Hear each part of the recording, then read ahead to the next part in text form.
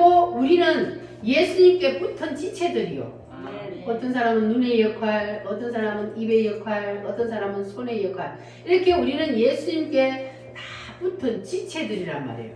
그러니까 우리가 예수님을 위해서 사는 것은 내가 손이라면 먹을 것을 입에 넣어줘야 되고, 그리고 내가 눈이라면 보아야 되고, 내가 입이라면 씹어서 음식을 넘겨줘야 되고, 이렇게 각자 자기의 할 일을 하는 것이, 그것이 곧 자기를 위한 거예요. 이해가 되셨어요? 그러니까 우리가 예수님을 위해서 사는 것이 곧 누구를 위해서 사는 것이다? 가장 나를 위해 사는 것. 예수님을 위해 사는 것이 곧 누구를 위해 사는 것이다? 나를 위해 사는 것이다. 이해가 되셨어요? 믿어지십니까? 자, 그래서 이 몸이 가장 자동화가 잘 되어 있는 시스템이에요. 그래서 고린도전서 12장에 보면은 이것을 몸으로 비유하고 있습니다. 몸짱이라고 해요. 고린도전서 12장이. 자, 그리고 두 번째로 이것이 가장 잘 되어 있는 것이 뭐냐 하면은 부부요, 부부. 자, 부부는 아내가 자기를 위해서 사는 것이, 누구를 위해서 살아야 자기를 위해 사는 거예요? 남편을 위해서 사는 것이 자기를 위해서 사는 것이에요. 아내가 남편이 싫다고 남편한테는 먹는 거 챙겨주지도 안 하고 맛있는 거 다 감춰뒀다가 남편 일하고 와버리면 자기만 맛있는 거 먹고 남편을 안 챙겨주면, 그러면 그 남편이 몸이 비실비실 해가지고 아파서 일 못하면 그리고 누가 손해요? 그러니까 아내도 마찬가지, 남편도 마찬가지.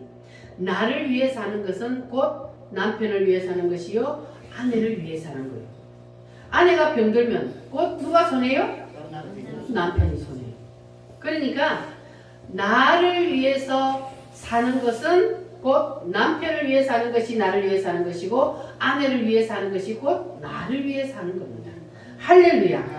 자, 그러니까 예수님이 우리에게 너희를 위하여 살지 말고 나를 위하여 살아라, 그렇게 한 것이, 예수님이 자기는 가만히 있고 우리를 이용해 먹으려고 그러는 것이 아니고, 우리가 예수님을 위해서 사는 것이 곧 누구를 위해 사는 것이기 때문에, 나를 위해 사는 것이기 때문에 예수님께서 그렇게 말씀을 하신 겁니다. 그래서 예수님이 내가 항상 아버지의 기뻐하시는 일을 행함으로, 그래서 우리도 중심 자세가 항상 어디에 있어야 된다고요?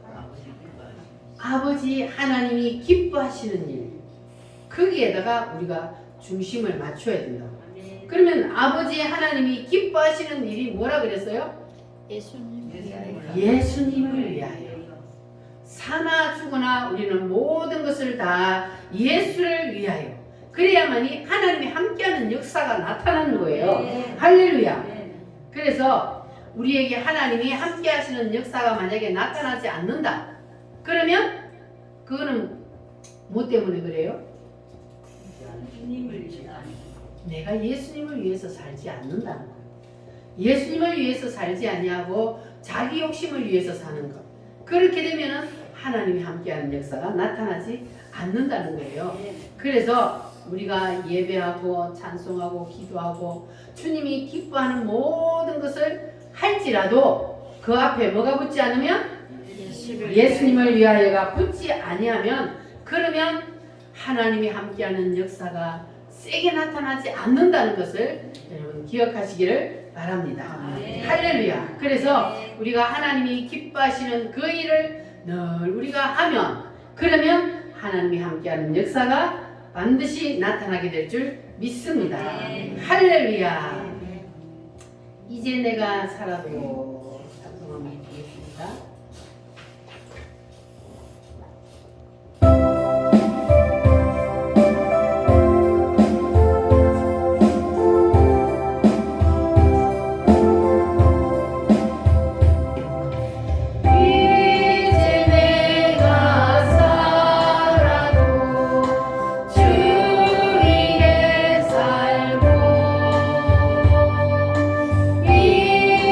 이제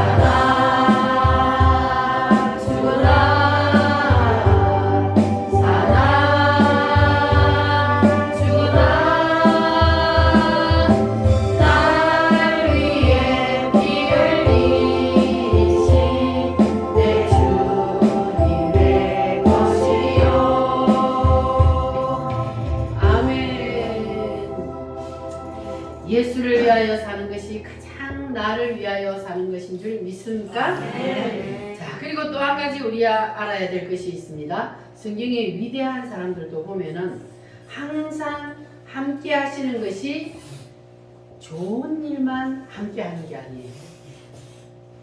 때로는 비통한 데 집어넣을 수도 있습니다. 사도 바울을 보면은 고린도 전서 4장 9절 말씀을 보면은 내가 생각한데 하나님이 사도의 우리를 죽이기로 작정한 자같이 네 말에 두셨음에 우리는 세계고 천사와 사람에게 구경거리가 되었다 그랬습니다. 하나님이 사도인 우리를 죽이기로 작정한 사람처럼 그렇게 하나님이 비통에 처하게 할 때도 있다는 겁니다. 그래서 천사와 사람들에게 구경거리가 되도록 그렇게 만든 이유가 뭘까요? 하나님께서 그 이유를 사도 바울이 이렇게 말합니다. 고린도후서 4장 7절 말씀 한번 찾아보겠습니다. 신약 성경 고린도후서 4장 7절 말씀입니다. 고후 4장 7절 말씀.